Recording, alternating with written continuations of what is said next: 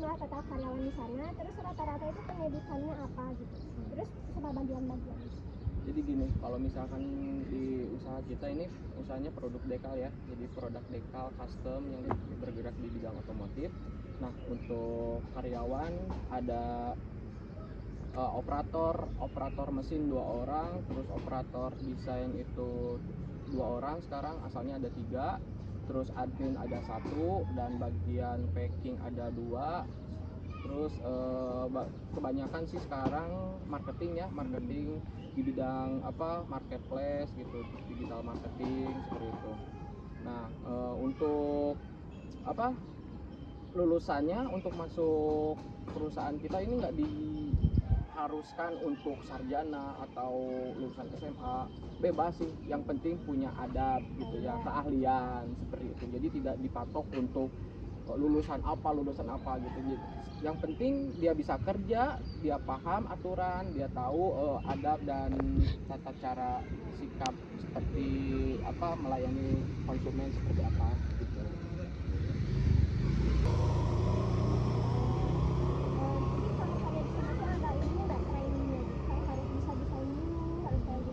Jadi kita kalau misalkan mau ngerekrut itu minimal punya dasar.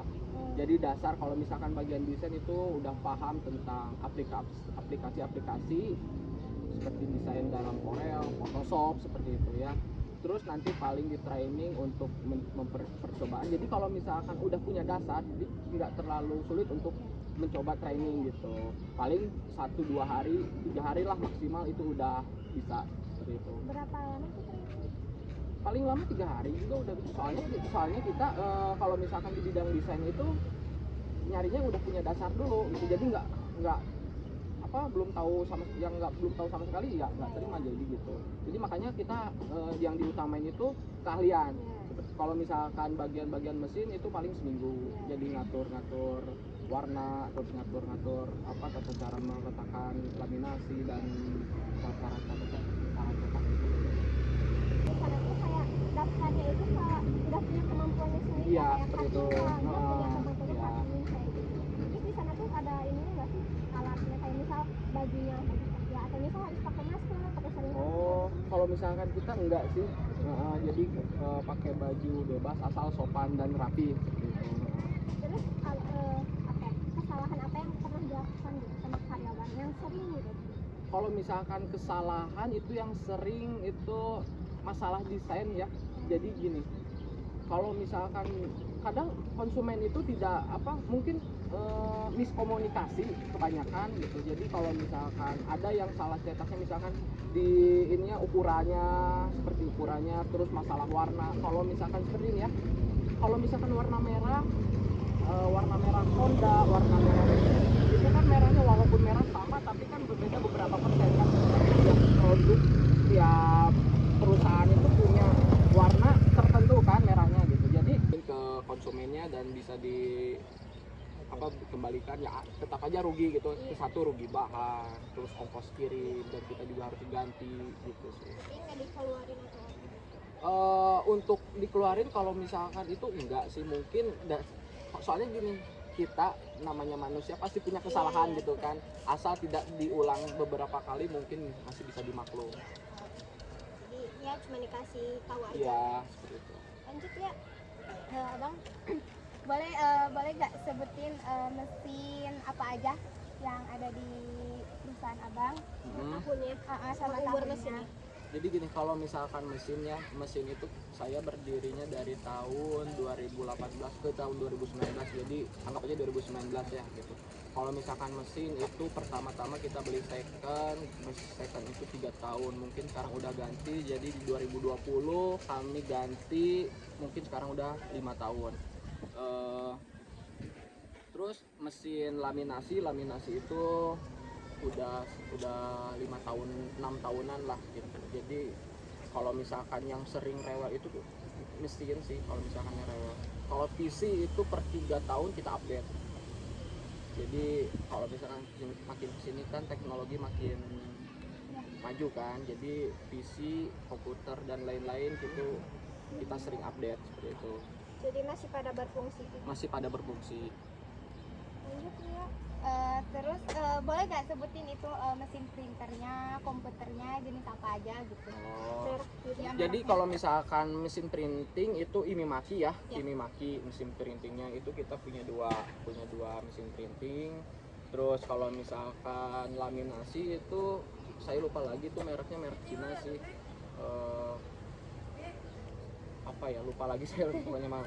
Nah kalau misalkan PC kita ada Intel sama AMD, terus prosesornya udah i7 sama i5, dan udah upgrade lain-lainnya gitu. Terus seberapa sering dilakukan perawatan pada mesin printer atau mesin cutting gitu? Jadi sebenarnya kalau misalkan perawatan sih sangat minim gitu ya. Jadi kalau misalkan perawatan paling ganti head aja. Kalau misalkan ganti head itu jarang juga, tapi sekali ganti head itu lumayan ya, sampai puluhan juta. Itu paling 2 tahun 3 tahun kita harus ganti gitu. Terus kalau misalkan paling mouse atau keyboard gitu.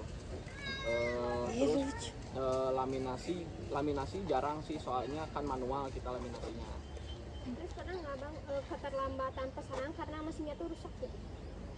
Pernah sih.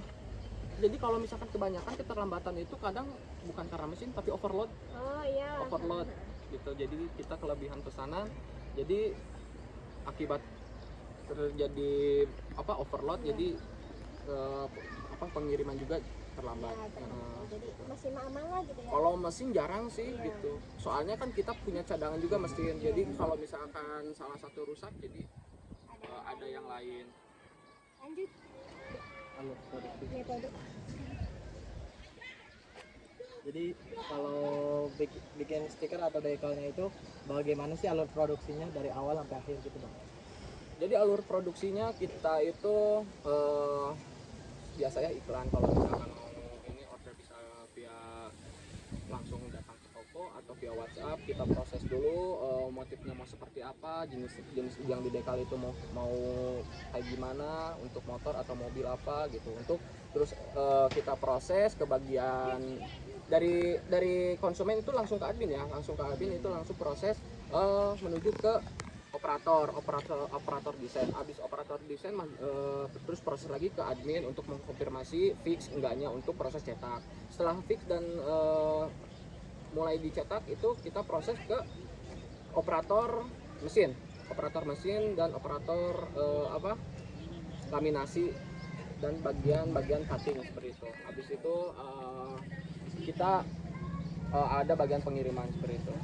Nah, kalau masalah proses tersebut, terus proses apa yang paling sering banyak masalah? Jadi Proses yang paling banyak masalah itu di bagian bagian cetak sih. Bagian cetak itu masalah warna tadi ya, yang saya tadi jelasin.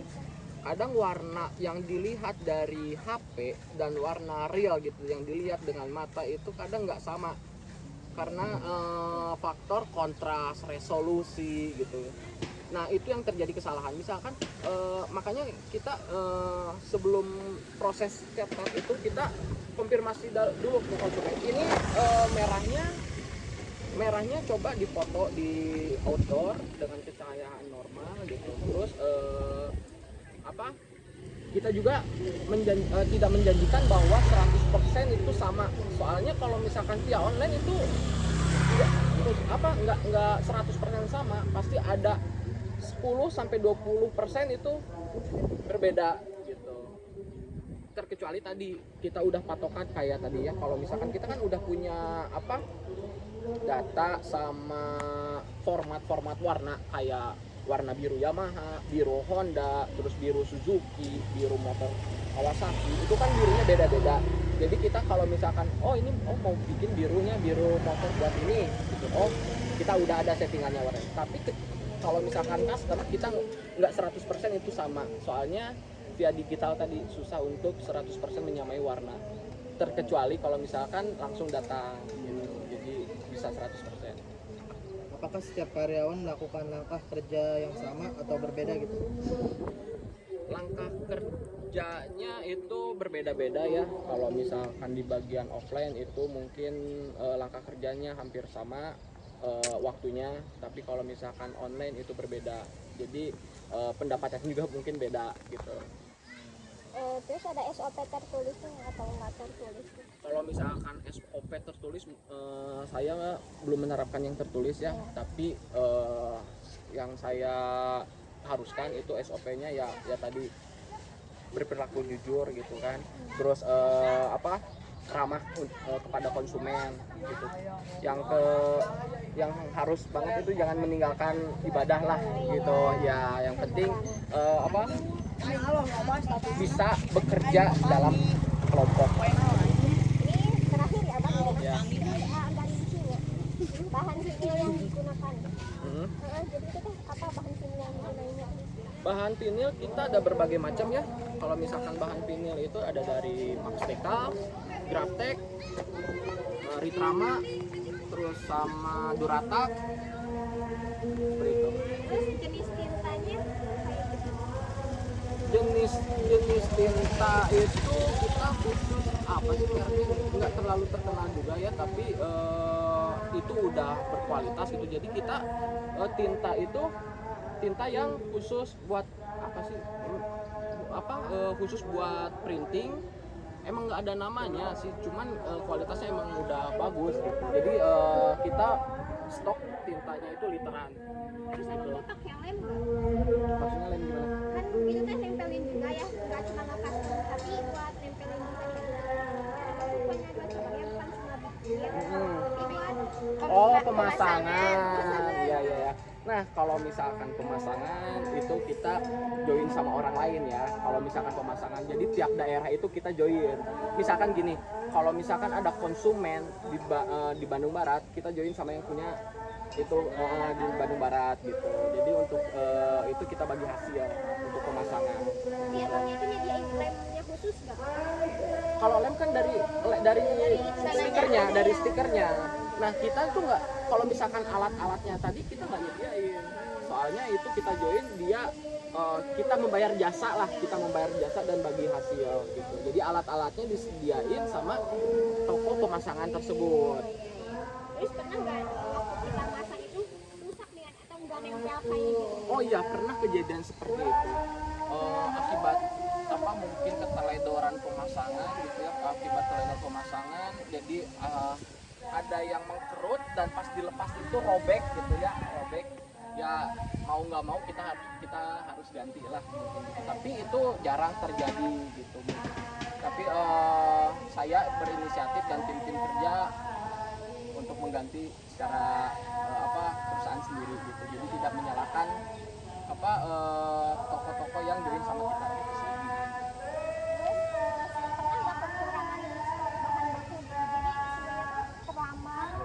Pernah sih, kalau misalkan yang tadi ya kekurangan bahan itu gara-gara kan, kalau misalkan bahan itu biasanya impor dari luar,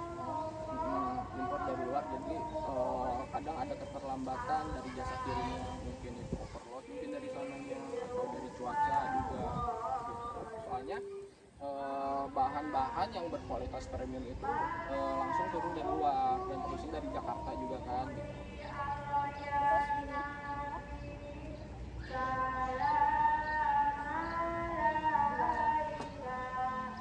Terus masalah bahan baku yang paling sering muncul, kayak misal pinggirnya sobek, tintanya cepat habis, yang kayak gitu, cepat luntur kayak gitu.